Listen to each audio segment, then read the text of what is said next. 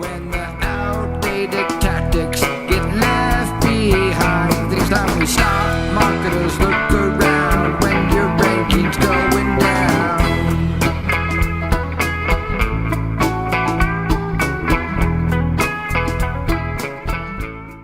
It's the Jim and Ann Show, the Jim and Ann Show, the Jim and Ann Show. And today's special guest is Bill Slawski, who is the Director of Research at Go Fish Digital and also the owner and president of SEO by the Sea. Bill's been in this industry longer than I has. I think he's been in more than 26 years. And he also has a Juris Doctor degree. And he's also kind of the expert on Google patents as far as how they relate to SEO.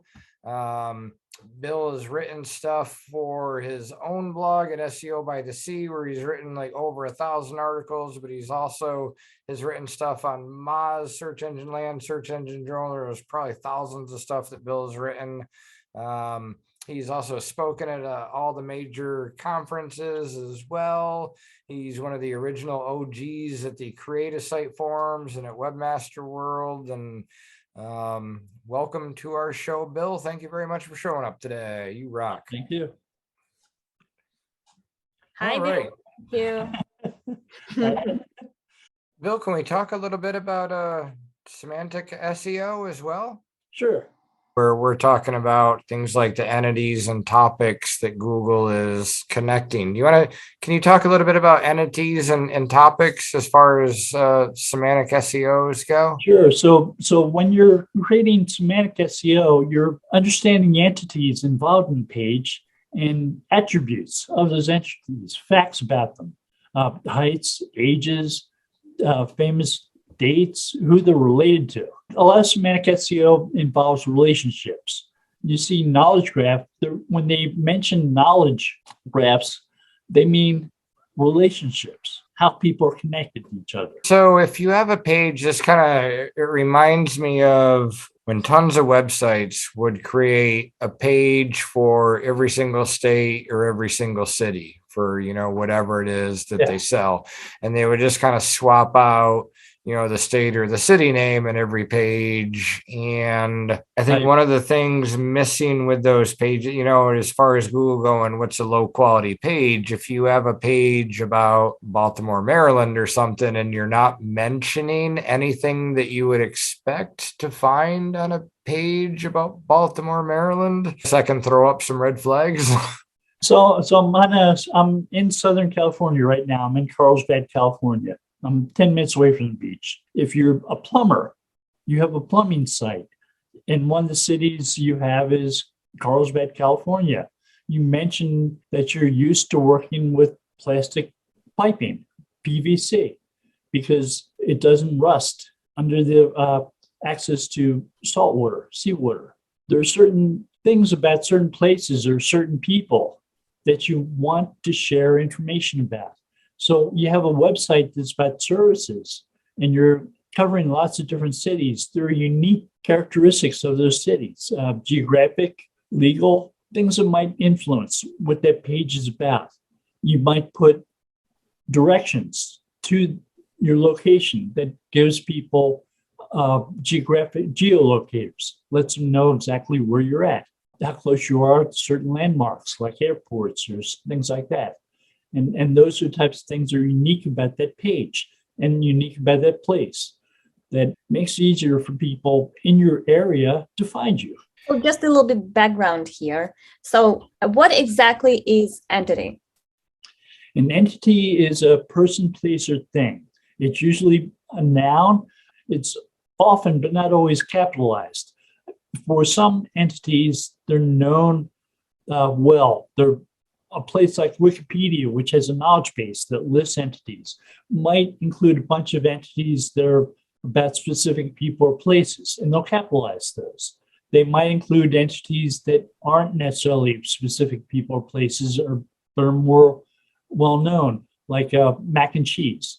Mac and cheese isn't usually capitalized, but it's an entity because it's a menu item that you might choose when you go out to eat. And they do have Wikipedia pages. The Wikipedia pages for the people, specific people, have notability requirements, and people have to be notable to have a page.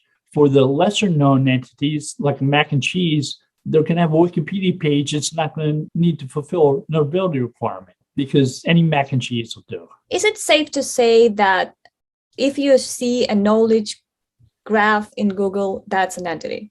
Like not including maybe local, because I'm not sure if that counts.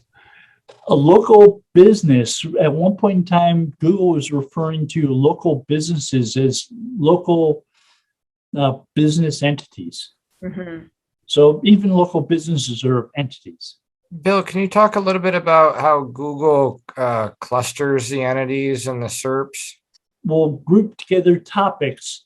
We have some similarities. Say you've got names like Lincoln. There are a bunch of different things named Lincoln.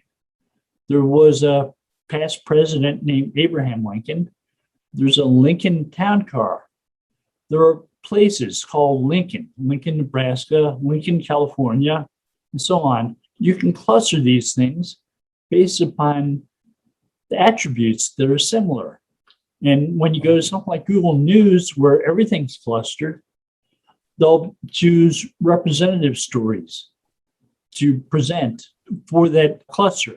They choose certain ways to determine what is the representative story. Representative story for, say, Carlsbad, California, they might pick a story that mentions the most entities.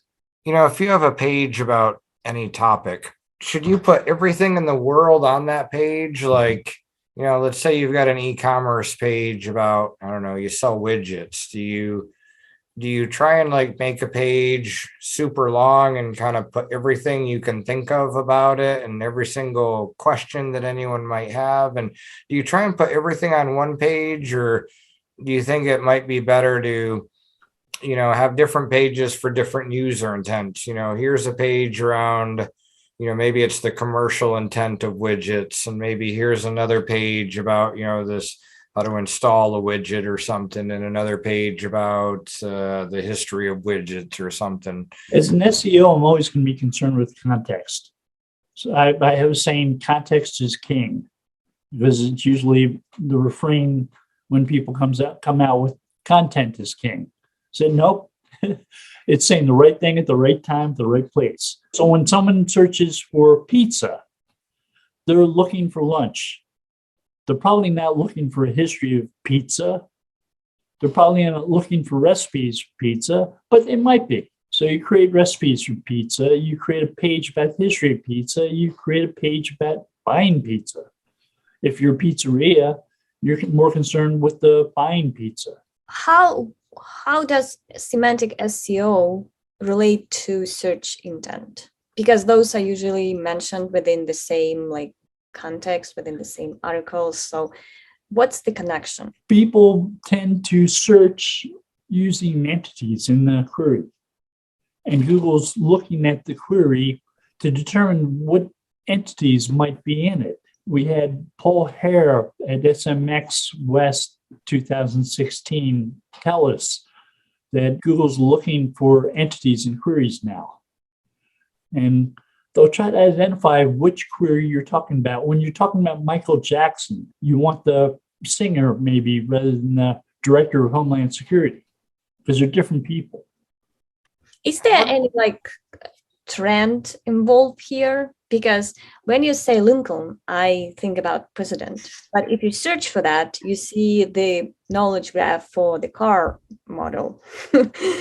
So it changes from time to time. It depends upon your search history to some degree too. Hockey fan, and he was telling me, I search for Panthers, I get the hockey team. I search for Panthers, I get pictures of a cat in the jungle. Bill, I'm curious too, how does Schema play into this? Schema is a way of giving a search engine more information about what you're interested in. Or it lets people know that your page about Michael Jackson does involve pop music as opposed to Homeland Security. So they know which Michael Jackson you're writing about. I don't know how many Zuckerbergs there might be who are CEOs for tech companies, but you can do the same thing with executives at businesses. put enough information so that people understand what type of industry they're in, what they run, what their history is. So if it's a person, you would say that expertise, you can identify a position. Has he won awards as he top 40 under 40 in business? Look around when your ranking's going down.